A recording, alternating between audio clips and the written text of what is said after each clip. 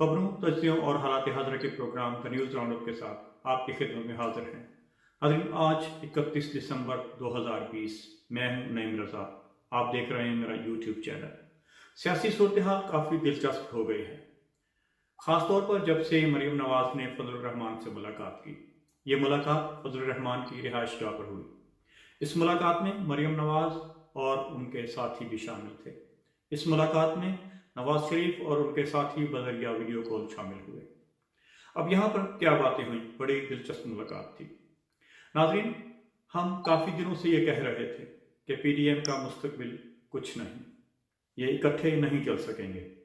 इस मुलाकात में फजलुर रहमान ने काफ़ी बड़े पैमाने पर तहफ़्फ़ुज़ात का इजहार किया। फजलुर रहमान का शिकवा था कि मेरी इत्तला के मुताबिक मुस्लिम लीग नून के इस्टेब्लिशमेंट के साथ राब्ते हैं, यानी कि फ़ौज के साथ राब्ते हैं। उनका शिकवा था कि फैसला ये हुआ था कि फ़ौज के साथ कोई भी किसी भी सतह पर राब्ता नहीं करेगा। इस पर नवाज शरीफ और मरियम ने भी अपनी सफाइयाँ पेश की कि हमने कोई राब्ता नहीं किया। फजलुर रहमान का कहना था कि शाहिद खान अब्बासी का नाम ECL से निकल जाना मेरी समझ से बालातर है, क्योंकि इमरान खान तो ऐसा कभी नहीं होने देगा। ये लाजमन फौज का काम है। शाहिद खान अब्बासी लाजमी तौर पर फौज से राब्ते में थे और उसी राब्ते की वजह से उनके साथ ये सहूलत या उनको ये रियायत मिली। नाज़रीन, इसी तरह मोहम्मद अली दुरानी की शहबाज शरीफ से मुलाकात, इसके ऊपर भी उन्होंने बात की। इस पर भी बड़ी बात ये थी कि मोहम्मद अली दुरानी तो इस्टेब्लिशमेंट के आदमी हैं। नाज़रीन, अगर फजलुर रहमान जेल के अंदर हो तो ये इनकार करके दिखाएं कि किसी के साथ मुलाकात वो कैसे नहीं करते अगर कोई करना चाहे। जब आप जेल के अंदर होते हैं तो फिर आप तरले मिन्नतें भी करते हैं कि कोई तो हमें इससे बचाए। नवाज शरीफ ने अपनी बहस का रुख पीपल्स पार्टी की तरफ मोड़ते हुए कहा कि जब सबसे ज़्यादा तो फौज के साथ जरदारी साहब ने ताल्लुकात कायम कर रखे हैं। सबसे ज़्यादा अच्छे तरीके से जरदारी आज फौज के साथ चल रहा है। बिलावल ने तय किया था कि हम इस्टेब्लिशमेंट के साथ अकेले कोई भी बात नहीं करेंगे, किसी भी सतह पर कोई बात नहीं करेंगे। बहुत सारी चीज़ें हमारे दरमियान तय पा गई थी। अब पीपल्स पार्टी उन चीज़ों से पीछे हट रही है। जरदारी साहब हमें बता रहे थे कि मैं आपको बताऊंगा कि हमें क्या करना है और क्या नहीं करना। नाज़रीन, पीपल्स पार्टी हमें डिस्क्रेडिट कर रही है, यानी ये नवाज शरीफ का कहना था कि पीपल्स पार्टी के जरदारी साहब हमें डिस्क्रेडिट कर रहे हैं और फौज के साथ वो खुद राब्ते में हैं। जरदारी साहब बाहर बैठे हैं, कोई उनकी तरफ देखता भी नहीं, कोई उनके साथ कुछ करता भी कुछ क्यों नहीं। उनके केसेस में उनको कभी नहीं बुलाया जाता। उनके साथी प्ली बार्गेन करके पैसे देते जा रहे हैं और बाहर निकलते जा रहे हैं। उनके बारे में कोई बात क्यों नहीं कर रहा? सारा फोकस मुस्लिम लीग नून पर है। हमारे पर फोकस होने का मतलब क्या है कि हम डील नहीं कर रहे। ये उनकी तरफ से सफाई पेश की गई थी। और जरदारी साहब पर फोकस ना होने का मतलब क्या है कि जरदारी साहब डील कर रहे हैं। ये बहस काफ़ी तूल पकड़ गई। हालांकि देखा जाए तो मरियम नवाज जमानत पर बाहर हैं। वो भी अपने वालिद की तीमारदारी के लिए उनको जमानत मिली थी। वालिद तो बरतानिया चले गए, बल्कि पिछले एक साल से ज़ायद का अरसा हो गया उनको, वो बरतानिया में हैं। अब मरियम को तो वापस जेल जाना चाहिए था, अपनी सज़ा पूरी करनी। लेकिन आप अगर बाहर हैं तो किसी डील के तहत ही बाहर होंगे। इन सबको कुछ ना कुछ मिला हुआ है, वरना मरियम भी फजलुर रहमान भी अब तक गिरफ्तार हो चुके होते। इनको गिरफ्तार होना चाहिए था। अब एक हद तक तो इन सब चोर अचक्कों को छूट दी हुई है। शायद ये डील तो नहीं, लेकिन ये ढील जरूर है। बहरहाल इन सब के अंदर ट्रस्ट का एक फुकदान है, यानी इन पार्टियों के अंदर ट्रस्ट का एक फुकदान है। एक दूसरे पर किसी को भी भरोसा नहीं। अब कल एक पीडीएम की बड़ी मुशावरत होने जा रही है, यानी कल 1 जनवरी को एक ان کی مشاورت کہہ لیجئے یا ان کا ایک اجلاس کہہ لیجئے، وہ ہونے جا رہے ہیں۔ یہ سب ایک دوسرے کے ساتھ ڈبل گیم کر رہے ہیں۔ ناظرین، آپ کو یاد ہوگا کہ جب انہوں نے جلسے کیے، ان میں کوئی نہ کوئی خفا رہا، کوئی نہ کوئی ان سے اختلاف کرتا رہا، کبھی بلاول تو کبھی فضل الرحمان، کہیں نہ کہیں اختلافات موجود تھے اور وہ اختلافات سامنے آتے رہتے ہیں۔ اگر آپ کہتے چلے جائیں کہ پی ڈی ایم ایک پیج پر ہے تو کیا اس سے حقیقت چھپ جائے گی؟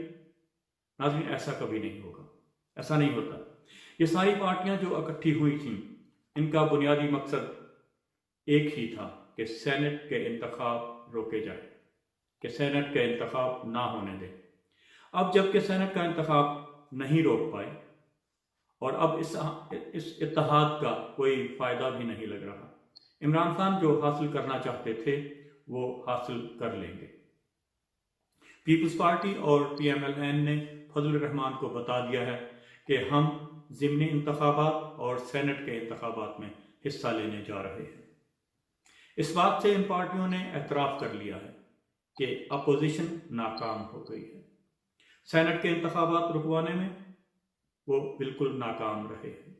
عمران خان نے کہا تھا کہ یہ سارے اکٹھے ہو جائیں گے، لیکن مجھے ان سے کوئی خوف یا خطرہ نہیں۔ ناظرین، کبھی آپ نے غور کیا ہوگا کہ یہ کیوں اکٹھے ہو جائیں گے؟ یہ عمران خان نے کیوں کہا تھا؟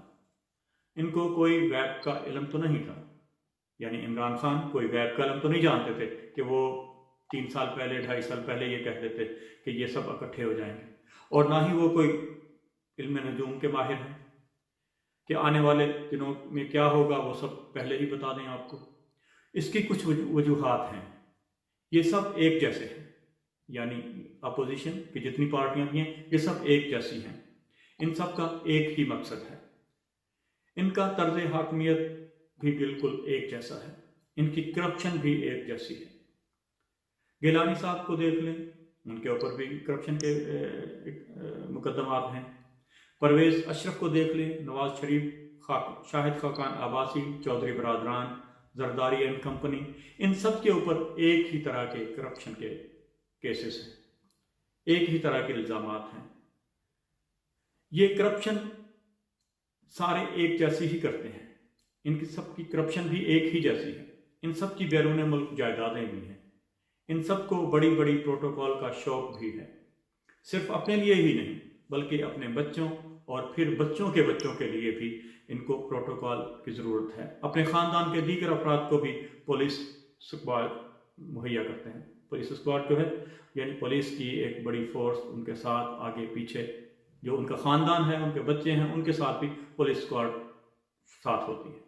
شہباز شریف کے سارے خاندان کے افراد، ایون داماد بھی پولیس اسکواڈ لے کر گھومتے ہیں۔ دراصل یہ اسٹیٹس کو کے پارٹی ہے۔ دوسری بات یہ ہے کہ ان کے مسائل بھی ایک جیسے ہیں۔ اگر آپ دیکھ لیں ان سب پر کیسز ایک ہی طرح کے ہیں، یہ سارے کے سارے اقتدار سے باہر ہیں۔ فضل الرحمان پہلی دفعہ اقتدار سے محروم ہوئے، ان سب کو فوج سے گلا ہے کہ آپ ہمیں اس دفعہ کیوں نہیں بچا رہے۔ تیسری بات یہ کہ ان سب کا مخالف بھی ایک ہی ہے اور وہ ہے عمران خان۔ اس لیے مشترکہ دشمنوں کے ہونے کی وجہ سے ان سب کو اکٹھے ہونا تھا، کیونکہ ان سب پارٹیوں کا دشمن بھی یا مخالف بھی ایک ہی تھا اور وہ تھا عمران خان۔ اس لیے عمران خان کے مخالف ان سب کو اکٹھے ہونا ہی تھا۔ چوتھی بات یہ ہے کہ ان کا مقصد بھی ایک ہی ہے، ایک ہی طرح کا مقصد ہے کہ فوج کو اتنا دباؤ کہ ہم سے وہ ڈیل کرنے کے لیے راضی ہو جائے اور اس کے بعد کسی بھی طرح سے عمران خان کو نکالا جائے۔ یہ ہے ان کا مشترکہ مقصد۔ ان 4 چیزوں کی وجہ سے عمران خان کو پتا تھا کہ جب بھی میں ان پر ہاتھ ڈالوں گا تو یہ سب اکٹھے ہو جائیں گے، اس لیے یہ اکٹھے ہو گئے۔ آپ نے دیکھا یہ سادہ سی ان کی اسیسمنٹ تھی کہ عمران خان کو ان سے ڈر کیوں نہیں لگتا۔ یہ سارے اندر سے بہت کمزور ہیں، یہ سب کے سب اندر سے بالکل ڈرپوک ہیں. یہ ہر وقت ڈیل کے لیے تیار رہتے ہیں، ڈیل کے لیے ہر وقت کوشش کرتے ہیں. ان سب کو پتہ ہے کہ جس کو بھی ڈیل کا موقع ملا وہ بھاگ جائے گا، وہ ڈیل کرے گا اور نکل جائے گا. یہ اپنے اپنے فائدے کے لیے ایک دوسرے کو بیچ راہ میں چھوڑ دیں گے، یہ بھی ان سب کو پتہ ہے. یہ بے اصول لوگ ہیں، دعوے اور وعدے کی کوئی اہمیت نہیں. زرداری صاحب کی بات آپ کو یاد ہوگی کہ معاہدہ کوئی قرآن و حدیث تو نہیں، یہ ان کا کہنا تھا کچھ سال پہلے. اسی طرح نواز شریف نے میثاق جمہوریت کو کئی بار توڑا. یہ لوگ آپس میں ایک دوسرے پر اعتماد بالکل نہیں کرتے، ان کے اندر اعتماد کا فقدان ہے. یہ ایک دوسرے کو شک کی نگاہ سے دیکھتے ہیں، ایک دوسرے پر ان کو شک رہتا ہے ہر وقت. ناظرین، پانچویں بات یہ کہ عوام نے ان کو ریسپانس نہیں دیا، یعنی لوگ بڑی تعداد میں ان کے ساتھ نہیں نکلے، ان کے پیچھے نہیں آئے. ان باتوں کی وجہ سے عمران خان کو پتہ تھا کہ ان سے کوئی ڈر اور خوف نہیں. ناظرین، یہ کچھ باتیں تھیں جو آپ کے ساتھ شیئر کرنی تھیں. ملتے ہیں ایک اگلے ویلاگ میں، تب تک کے لیے اللہ حافظ.